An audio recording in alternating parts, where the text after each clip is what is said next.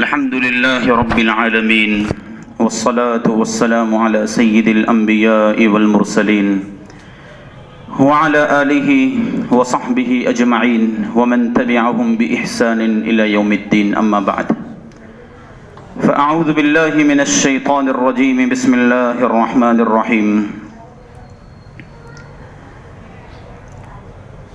ليس البر بأن تأتوا البيوت من ظهورها ولكن البر من اتقى وأتوا البيوت من أبوابها واتقوا الله لعلكم تفلحون وقال الله تعالى يا أيها الذين آمنوا كتب عليكم الصيام كما كتب على الذين من قبلكم لعلكم تتقون وقال النبي صلى الله عليه وسلم من لم يدع قول الزور والعمل به فليس لله حاجة أن يدع طعامه وشرابه أو كما قال عليه الصلاة والسلام صدق الله العظيم وصدق رسوله النبي الكريم ونحن على ذلك لمن الشاهدين والشاكرين والحمد لله رب العالمين.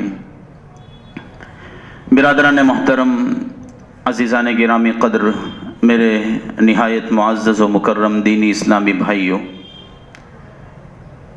میں اور آپ جن ایام سے گزر رہے ہیں یہ بڑے بابرکت ایام ہیں. اس کے دن بھی بابرکت ہیں، اس کی راتیں بھی بڑی بابرکت اور بڑی نورانی ہیں. اللہ تعالیٰ نے ان دنوں میں، اس مہینے میں ہر عاقل بالغ شخص کے اوپر روزے کو فرض کیا ہے.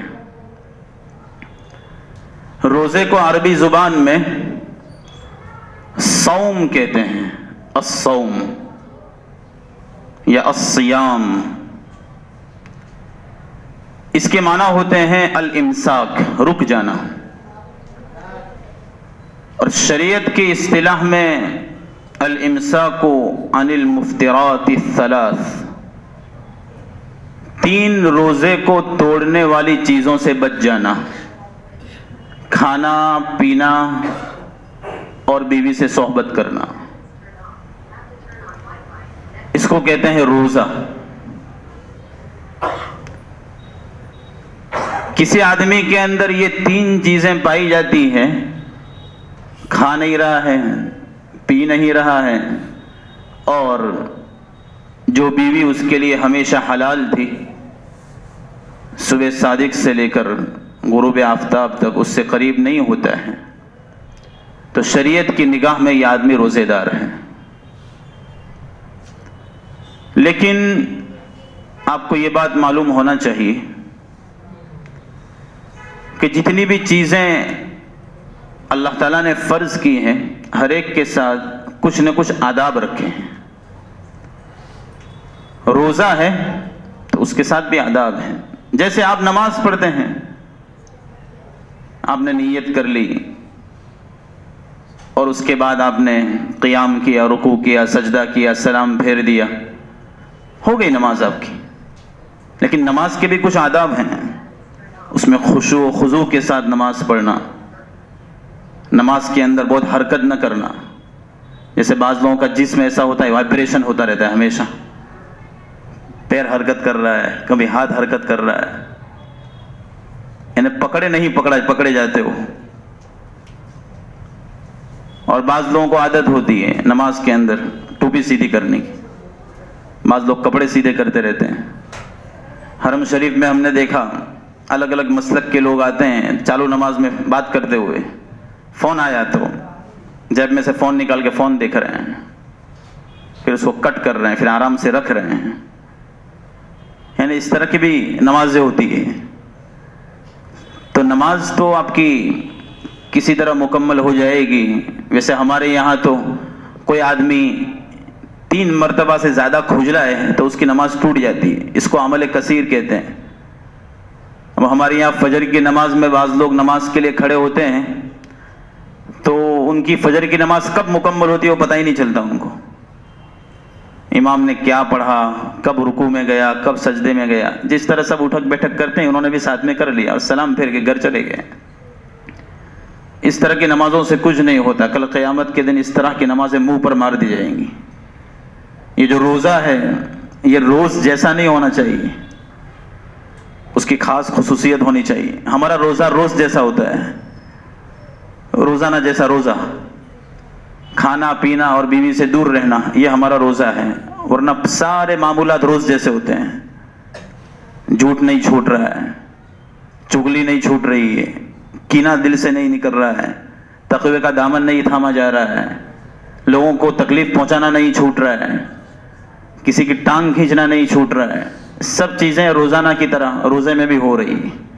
روزے کے آداب میں سے ہیں کہ جس طرح آدمی کھانے پینے سے اور صحبت سے بچے, اسی طرح جسم کے ہر عضو کا روزہ رکھے. انسان کے منہ کا بھی روزہ ہوتا ہے, انسان کے کان کا بھی روزہ ہو, ہاتھ کا بھی روزہ ہو, پیر کا بھی روزہ ہو, یہاں تک کہ انسان کی سوچ, اس کا جو برین ہے, دماغ, اس کا بھی روزہ ہو. ہر عضو کا روزہ. اور منہ کا روزہ یہ ہے کہ آدمی غلط بات نہ بولے, کسی کی غیبت نہ کرے, بکواس نہ کرے, ٹائم پاس نہ کرے. بعض لوگ عصر کے بعد محض اسی نیت سے بعض جگہوں پر بیٹھ جاتے ہیں کہ دن بھر کے تھکے ہوئے ہیں, اب کیا کریں, بیٹھ کے تھوڑی باتیں کرتے ہیں, یہاں تک کہ مؤذن اذان دے دے تو آرام سے ہم افطار کر لیں. یہ سب روزے کو فاسد کرنے والی چیزیں ہیں. ظاہر میں روزہ فاسد نہیں ہوگا, لیکن اس میں خرابی پیدا ہوگی. ظاہر سی بات ہے, جب نماز خشوع و خضوع کے ساتھ ادا نہیں کی جائے گی تو اس کی وہ قیمت نہیں ہوتی جتنی قیمت خشوع و خضوع والی نماز کی ہوتی. تو روزہ بھی خشوع و خضوع والا ہونا چاہیے. اپنی زبان کو برائیوں سے بچائے, غیبت سے بچائے, بکواس سے بچائے. جب بھی کبھی موقع ملے سبحان اللہ, الحمدللہ, اللہ اکبر, سبحان اللہ و بحمدہ, سبحان اللہ العظیم, ان اذکار سے اپنی زبان کو تر رکھے. روزے میں نہایت ضروری. یہ تو پورے سال کا شیڈیول ہونا چاہیے, معمول ہونا چاہیے, لیکن روزے میں خصوصی طور پر. اسی طرح کان کا بھی روزہ ہو, غلط باتیں نہ سنیں. کہیں گالی گلوچ ہو رہی ہو تو دور بھاگ جائیں. کوئی آدمی آپ کے سامنے غیبت کرنے کے لیے آیا تو آپ اس سے دور رہیں. آپ یہ سوچیں کہ میرا روزہ ہے, اس کو بھی تلقین کریں کہ رمضان کے مہینے میں آپ اس طرح کی دوسروں کی باتیں میرے سامنے کرتے ہو. اپنا ایک اصول بنا لے زندگی کا. اپنے دوستوں سے جن کے پاس آپ بیٹھتے ہیں ان کو یہ کہہ دیں کہ جب میں آپ کی مجلس میں ہوں تو مجلس میں جتنے لوگ موجود ہیں ان کے علاوہ کسی اور کا تذکرہ نہیں ہونا چاہیے, تاکہ آدمی غیبت سے بچے. ایک نظام بنائے زندگی کا. گھر میں بھی کہہ دیں کہ یہاں ہم 3 آدمی ہو تو چوتھے کی بات نہیں ہونی چاہیے, 5 آدمی ہو تو چھٹے کی بات نہیں ہونی چاہیے. مجلس میں جتنے لوگ موجود ہوں انہی کی بات, اس کے علاوہ کسی کی کوئی بات نہیں ہونی چاہیے. تو یہ زبان کا روزہ, کان کا روزہ, یہ بھی نہایت ضروری ہے. ورنہ آج ہمارے روزوں کا حال یہ ہو گیا کہ ہم جھوٹ بھی بولتے جا رہے ہیں, غیبت بھی کرتے جا رہے ہیں, دھوکہ بھی دیتے جا رہے ہیں. خاص طور پر تجارت میں ہم سے جھوٹ نہیں چھوٹ رہا ہے. اللہ کے رسول صلی اللہ علیہ وسلم نے فرمایا کہ رب صائم لیس له من الصیام الا الجوع.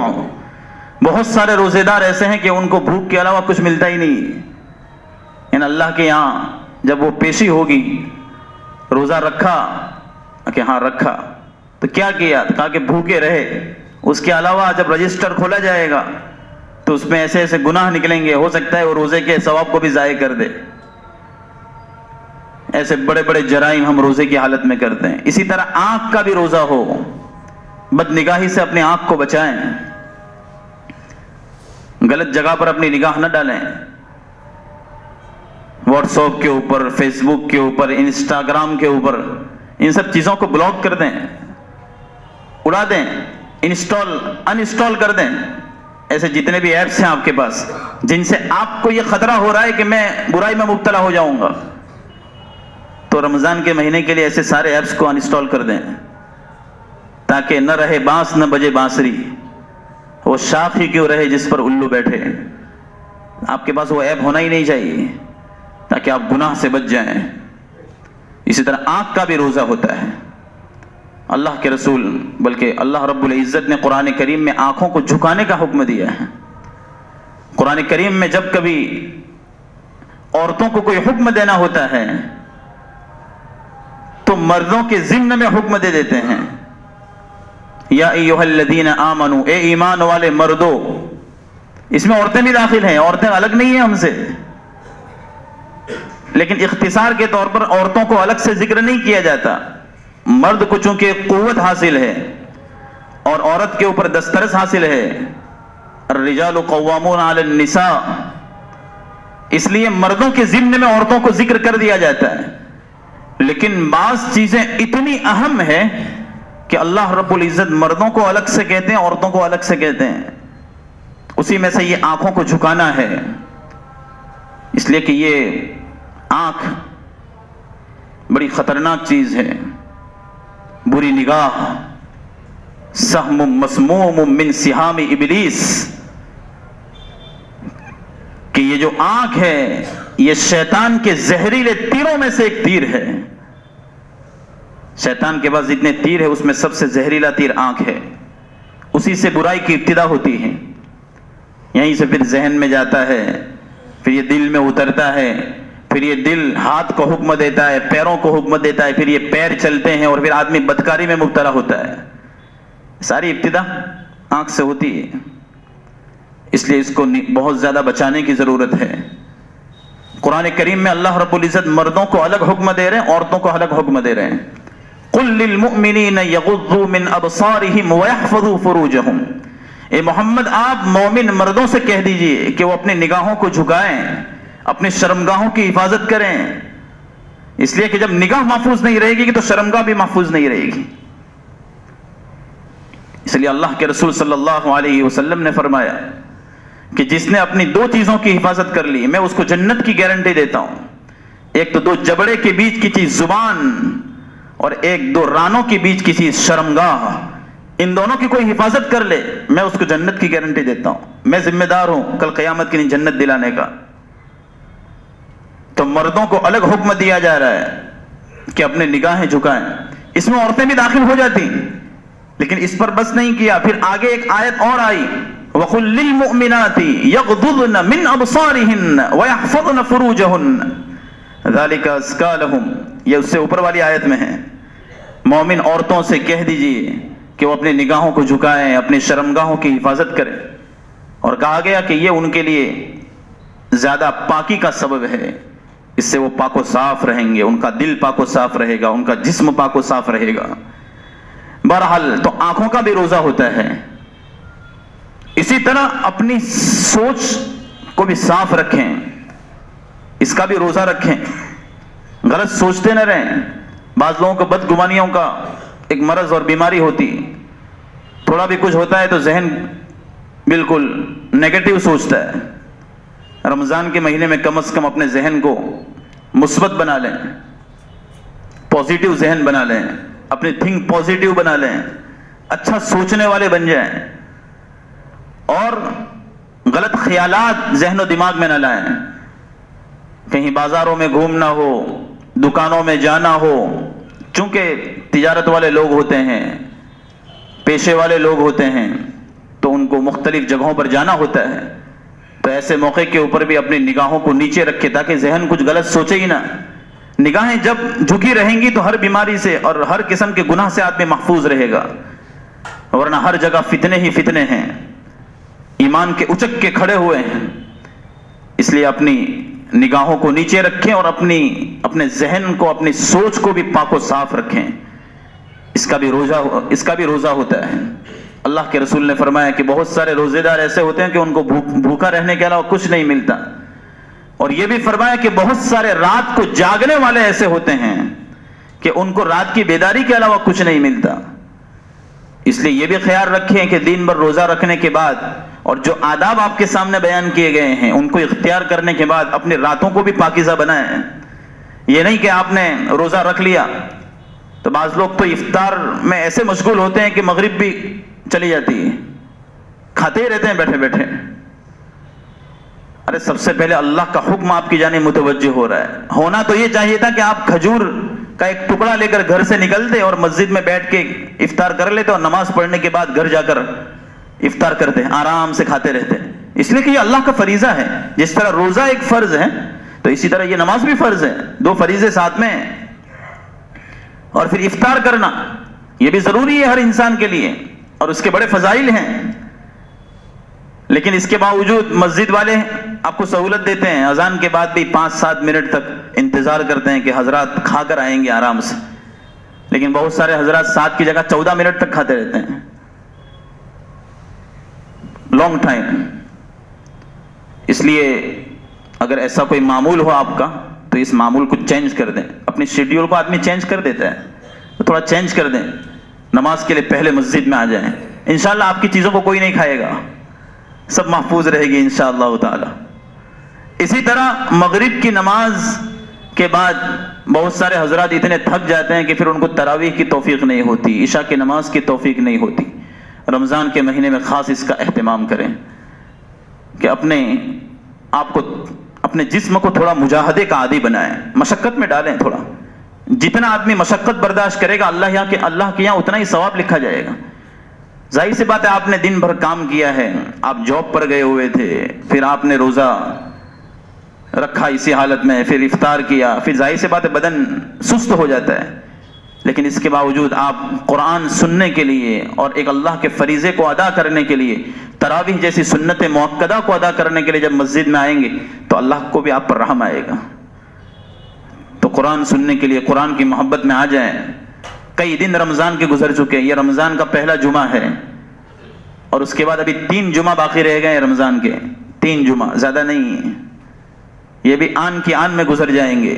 صبح کا بھٹکا ہوا شام کو واپس آ جائے تو اسے بھٹکا ہوا نہیں کہتے، اس لیے ابھی سے اگر کوئی غلط راہ پر چل رہے ہوں تو اپنے آپ کو سیدھے راستے پر لا کھڑا کر دیں، انشاءاللہ اللہ تعالیٰ کو ایسے آدمی پر رحم آ جائے گا۔ اور پچھلے جو کچھ کرائم کیے ہیں اور جو کچھ جرائم کیے ہیں، جو غلط راہ اختیار کی ہے، اللہ کی بارگاہ میں توبہ کر لیں، انشاءاللہ آپ کی توبہ قبول کی جائے گی۔ تو روزہ ہر عضو کا ہوتا ہے، پیروں کا روزہ، ہاتھوں کا روزہ، زبان کا روزہ، کان کا روزہ، آنکھ کا روزہ، سوچ کا روزہ، ہر چیز کا روزہ ہوتا ہے۔ اور میں یہی کہہ رہا تھا کہ ان روزوں کے آداب کے ساتھ رات میں جو جاگنے کا بہت سارے لوگوں کا معمول ہے، اللہ کے رسول نے فرمایا کہ ان کو جاگنے کے علاوہ کچھ بھی ملتا ہے۔ رمضان کی رات یعنی جاگنے کا، بعض لوگ فجر کی نماز پڑھنے آتے ہیں تو ان کی آنکھیں دیکھ کے ایسی لگتی ہے جیسے وہ بڑے بڑے دیدے، ایسا لگتا ہے کہ ابھی گر جائیں گے، اتنے سست اور مڑیل قسم کے لوگ۔ یہ راتیں اللہ نے سونے کے لیے بنائی ہیں، وَجَعَلْنَا اللَّيْلَ لِبَاسًا وَجَعَلْنَا النَّهَارَ مَعَاشًا، رات آرام کی چیز ہے، اور رمضان کے مہینے میں تھوڑا اپنا شیڈیول چینج کر کے رات کا کچھ حصہ عبادت میں لگا دیں، کچھ حصہ آرام میں لگا دیں، اس کے بعد ایک دم فریش ہو کر افطار کریں، سحری کریں، اس کے بعد فجر کی نماز ادا کریں۔ آپ کے پاس موقع ہو تو آپ جس مسجد میں بیٹھے ہوئے یہاں تفسیر ہوتی ہے اس میں آپ شریک ہوں، اور اس کے بعد آپ کچھ دیر آرام کر لیں، پھر آپ اپنے کام پر چلے جائیں، نظام بنائیں۔ لیکن ہمارے بھائیوں کا حال یہ ہے کہ بعض لوگ تراویح پڑھتے ہی نہیں، بعض لوگ تراویح پڑھتے ہیں تو اس کے بعد کھانے کے بعد ایسے باہر نکلتے ہیں، بس گھومتے رہتے ہیں، چکر لگا رہے ہیں، ہوا کھا رہے ہیں، بس ہوا خوری، اب دن بھر کچھ کھایا نہیں تو ابھی ہوا کھا رہے ہیں۔ یہ اچھی عادتیں نہیں ہیں۔ ایک مومن اس طرح کی چیزوں سے بہت دور رہتا ہے، دوستوں کے ساتھ بیٹھ کر گپ شپ میں مشغول رہنا، کیرم کھیلنا، والی بال کھیلنا، یہ ہمارے نوجوانوں کا معمول بن چکا ہے۔ رمضان میں ان سب چیزوں سے دور رہیں، اور جو ایسا کر رہا ہو اس سے بھی الگ رہیں، بری صحبتوں سے دور رہیں۔ جتنے برے لوگوں کے ساتھ رہیں گے وہ آپ کو برے کاموں کی طرف لے جائیں گے۔ ان کو کہہ دے کہ 1 مہینے تک آپ کو مجھ سے نہیں ملنے کا اور میں آپ سے نہیں ملوں گا، آپ دور رہو ہم سے۔ ہمارے لوگ کہتے ہیں کہ تو بہت بڑا ہو گیا، میں بڑا نہیں ہوں، بڑا مہینہ آیا ہے، میں چاہتا ہوں کہ بڑا بن جاؤں اللہ کی نظر میں۔ رمضان جس کا اچھا گزر جاتا ہے اس کا پورا سال اچھا گزرتا ہے، شرط یہ ہے کہ آپ کی بیٹری اچھی طرح چارج ہو۔ اب ہم روزے رکھتے ہیں اور تراویح پڑھتے ہیں پھر سمجھتے ہیں کہ بیٹری چارج ہو گئی، اس طرح تھوڑی بیٹری چارج ہوتی۔ ضروری ہے کہ سارے گناہوں سے اپنے آپ کو بچائیں، تب جا کر بیٹری چارج ہوگی اور تب جا کر وہ سال بھر چلے گی. اور ہماری بیٹریاں ایسی چارج ہوتی ہے کہ وہ 2 دن بھی نہیں چلتی ہے، مہینہ گزرتا عید کے دن ہی ختم ہو جاتی ہے.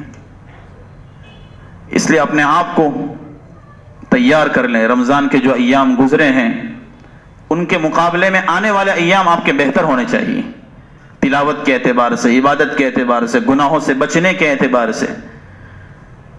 ہم جب فارسی پڑھتے تھے تو اس میں جو ہے ایک جملہ پڑھا تھا، کم خوردن کم گفتن کم خفتن عادت بگیر. چھوٹے تھے ہم، یہ پڑھ لیتے تھے، لیکن بعد میں سمجھ میں آیا کہ بڑی اہم نصیحت ہے. کم کھانا، کم بولنا اور کم سونا، اے پیارے اس کو تو اپنی عادت بنا لے. یہ سال بھر کا ایک سبق دیا ہے، اور رمضان میں خصوصی طور پر کم خوردن کم کھانا. ہمارے بہت سارے حضرات سحری میں حفظ ما قد تقدم کے طور پر یعنی اسٹاک کر لیتے پہلے سے. انسان کے جسم میں اسٹاک کے لیے کوئی چیز نہیں رکھی ہے، وہ اونٹ کے اندر ہے. انسان کے جسم میں کچھ نہیں کہ جس میں پانی محفوظ رہتا ہو. بعض لوگ وہ سحری کا وقت ختم ہوا تو ایک بوتل لے کے بیٹھ جاتے ہیں، پی رہے ہیں. کچھ ہونے والا نہیں. پی لو ایک لمٹ میں. آپ کو ایسا کہ جتنا زیادہ پیئیں گے اتنا زیادہ چلے گا، یہ ایسا ہوتا نہیں ہے. کچھ یہاں کوئی اسٹاک نہیں ہوتا. اور کھاتے بھی اتنا زیادہ ہیں کہ پھر ڈکاریں آتی ہے دن بھر کھٹی کھٹی. اور اس کے بعد دن بھر کچھ بھوکے رہتے ہیں. پھر افطار کے موقع کے اوپر جو کچھ دن بھر بھوکے رہے ہیں تو تلافی مافات، جو کچھ چیز فوت ہو گئی اس کی تلافی کے لیے اس میں کوئی کسر نہیں چھوڑتے ہیں. ظاہر سی بات ہے کہ جب کوئی کسر نہیں چھوڑیں گے تو عشاء کی، مغرب کی اور عشاء کی نماز کیسے پڑھیں گے؟ پھر تراویح میں کیسے کھڑے رہیں گے؟ ان کو کھڑا رکھنے کے لیے بانس باندھنے پڑے، کھڑے رہے. اس لیے نہایت ضروری ہے کہ کم کھانے کو عادت بناؤ. یہ انسان کا جو پیٹ ہے یہ ساری بیماریوں کا گھر ہے،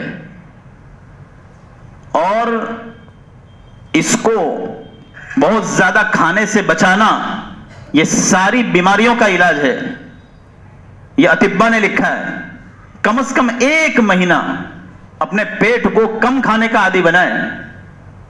سحری میں بھی ایک دم لمٹ میں کھائیں. 1-2 پیالی چائے پی لی، 1-2 بسکٹ کھا لی، یا انسان کا جیسا بھی معمول ہو اور جو بھی اس کی چاہت ہو، بہت کم کھائیں. ہمارے مشائخ ایسا ہی کرتے تھے، 1-2 فنجان چائے کے اوپر پورا دن گزار دیتے تھے، روزہ رکھتے تھے.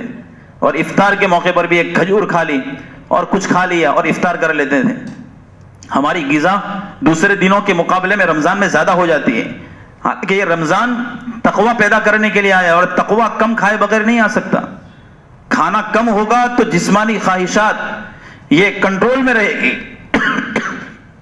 اور عبادت کی جانب انسان کا ذہن متوجہ ہوگا، انسان کا جسم متوجہ ہوگا. اس لیے کم کھانے کو عادت بناؤ رمضان میں خصوصی طور پر. اسی طرح کم بولنے کو عادت بناؤ، زیادہ نہ بولو. آپ رمضان کے اندر جہاں بھی کہیں جا رہے ہو تو آپ کی زبان پر حرکت ہو، اور آپ کے ہاتھ کے اندر تسبیح مالا ہونی چاہیے. سبحان اللہ، الحمدللہ، اللہ اکبر، صلی اللہ علیہ وسلم. ہمیشہ ذکر و اذکار میں مشغول رہیں. کوئی بات کرنے سے پہلے سوچیں کہ میں ان سے بات کروں یا نہ کروں. تو کم بولنے کو عادت بناؤ. زبان اگر چلانی ہو تو ذکر اور اذکار میں اور اوراد میں چلاؤ، یا قرآن کی تلاوت میں چلاؤ، یا خیر کی بات بتانے میں چلاؤ. اسی طرح کم سونے کو عادت بناؤ. بعض حضرات کا معمول ہوتا ہے فجر کی نماز کے بعد سوتے ہیں، ڈائریکٹ ظہر میں اٹھتے ہیں. روزہ رکھا ہے نا، بہت بڑا پہاڑ اٹھایا ہے، سو جاتے ہیں. بڑے فخر سے بتاتے ہیں کہ رمضان میں ہمارا یہی معمول ہے، فجر کے بعد سوتے ہیں ڈائریکٹ ظہر میں، پھر ظہر کی نماز پڑھنے اٹھتے ہیں، پھر ظہر کے بعد سوتے ہیں ڈائریکٹ عصر میں، پھر عصر کے بعد کچھ خریدی کرنے کے نکلتے ہیں، اور پھر افطار کا وقت ہو جاتا ہے. الحمدللہ بہت آسانی کے ساتھ. یعنی جیسے بہت بڑا اللہ والے ہیں. اتنا بھی آسان تھوڑی ہے، شریعت کو اتنی بھی آسان ہے کہ آپ روزہ رکھو دن بھر سوتے رہو. ارے دن کا کچھ حصہ عبادت کے لیے خاص کرو. فرض نمازوں کے ساتھ ساتھ قرآن کی تلاوت میں وقت لگائیے، اللہ کے دین کی جانب لوگوں کو بلانے میں وقت لگائیے، لوگوں کو صحیح باتیں بتانے میں وقت لگائیے، نوافل میں وقت لگائیے. یہ سب کام ہے رمضان میں کرنے کے. تو کم خوردن، کم گفتن، کم خفتن عادت بگیر، اس کو عادت بنا لیجئے، کم کھانے کو، کم سونے کو، کم بولنے کو. اور میں نے خطبے کے اندر ایک آیت پڑھی تھی، وَلَيْسَ الْبِرَّ بِأَن تَأْتُوا الْبُيُوتَ مِنْ ظُهُورِهَا وَلَكِنَّ الْبِرَّ مَنِ اتَّقَى وَأْتُوا الْبُيُوتَ مِنْ أَبْوَابِهَا. اس زمانہ جاہلیت میں جو جاہل لوگ تھے وہ ایسا کرتے تھے کہ جب حج کا احرام باندھ لیتے تھے تو احرام باندھنے کے بعد ان کے گھر کا جو دروازہ ہوتا تھا اس میں سے داخل نہیں ہوتے تھے، بلکہ پچھواڑے سے آتے تھے. جاہلیت تھی ان کے اندر کہ احرام باندھ لیا، اب گھر میں آنا ہے تو گھر کے دروازے سے نہیں آنے گا بلکہ پیچھے سے، اور پیچھے دروازہ نہ ہو تو دیوار توڑ کے گھر میں آتے تھے. یہ ان کی جاہلیت تھی اعلیٰ درجے کی. قرآن کہہ رہا ہے کہ اس میں کوئی نیکی نہیں ہے کہ تم گھر کے پچھواڑے سے گھر میں آؤ، پچھواڑے سے آؤ کہ آگے سے آؤ، سب گھر میں آنا ہے. یہ کوئی نیکی کی بات نہیں ہے. وَلَكِنَّ الْبِرَّ مَنِ اتَّقَى، نیکی تو یہ ہے کہ آدمی تقوی اختیار کرے. وَأْتُوا الْبُيُوتَ مِنْ أَبْوَابِهَا، اور گھروں میں آنا ہو تو گھر کے جو دروازے بنے ہوئے ہیں اسی میں سے آؤ اور اللہ سے ڈرو، اسی میں تمہارے لیے کامیابی ہے. یہ تو اس کا شان نزول ہوا، اس کا بیک گراؤنڈ بیان کیا. میں نے روزے کے پس منظر میں یہ آیت پڑھی. روزے میں بھی اللہ تعالیٰ ہم کو یہ کہنا چاہتے ہیں وَأْتُوا الْبُيُوتَ مِنْ أَبْوَابِهَا، روزے میں بھی آنا ہو تو اس کے دروازے سے آؤ. یہ ایسا روزہ نہیں جھوٹ والا روزہ، غیبت والا روزہ، دھوکے والا روزہ، اسی طرح سونے والا روزہ، زیادہ کھانے والا روزہ، زیادہ بولنے والا روزہ. یہ ایسا ہے کہ آپ پچھواڑے سے آ رہے ہیں، روزے کے پچھواڑے سے. روزے کا جو دروازہ اللہ نے رکھا ہے، جو اس کے آداب بیان کیے ہیں سرکار دو عالم صلی اللہ علیہ وسلم نے اور ہمارے اکابر نے اس پر عمل کر کے دکھلایا، تو آپ اسی دروازے سے آئیے تو آپ کو روزے کا وہ اجر و ثواب اور روزے کے وہ فوائد حاصل ہوں گے جو اللہ کے مخصوص بندوں کو حاصل ہوتے ہیں. اس لیے صحیح طریقے سے روزہ رکھیے اور صحیح طریقے سے اور صحیح آداب، روزے کے جو آداب ہیں ان کو اختیار کیجیے. غلط راستوں کو، غلط راہوں کو، غلط رسموں کو چھوڑ دیجیے. اللہ تعالیٰ مجھے اور آپ کو ان باتوں کو سمجھنے کی توفیق عطا فرمائے. رمضان کے اس مہینے کو ہم سب کے لیے باعث خیر و برکت بنائے. جو ایام باقی ہیں ان ایام کو گزرے ہوئے ایام کے مقابلے میں بہتر سے بہتر بنائیں. اللہ تعالیٰ مجھے اور آپ کو ان باتوں پر عمل کی توفیق عطا فرمائے. وآخر دعوانا ان الحمد للہ رب العالمین. ایک اہم اعلان یہ ہے کہ رمضان کا مہینہ ہے اور رمضان کے مہینے کے اندر اللہ کے رسول صلی اللہ علیہ وسلم بھی خوب سخاوت کیا کرتے تھے. ہر ایک کے ساتھ سخاوت کا معاملہ ہوتا تھا. آپ حضرات ماشاءاللہ مسجد کو اور مسجد کے امور کو مکمل کرنے کے لیے، انجام دینے کے لیے ہر ہفتے اپنی کمائی میں سے خوب مسجد کو فائدہ پہنچاتے ہیں. اور آپ کا یہ بڑا احسان ہے. اہل مسجد کو اور منتظمین مسجد کو اس کی بڑی قدر ہے. رمضان کے مہینے میں خصوصاً آپ یہ اپنے عطیے اور بخشش کا یہ سلسلہ زور و شور کے ساتھ جاری رکھیں. دوسرے دنوں کے مقابلے میں زیادہ سے زیادہ اس میں مسجد کے لیے اپنی حلال کمائی میں سے خرچ کریں. اللہ تعالیٰ آپ کو دنیا میں آخرت میں خوب سے خوب اجر عطا فرمائے گا. آپ کی اولاد میں، آپ کی مالوں میں، آپ کی عزتوں میں اللہ تعالیٰ خوب برکتیں داخل فرمائے گا.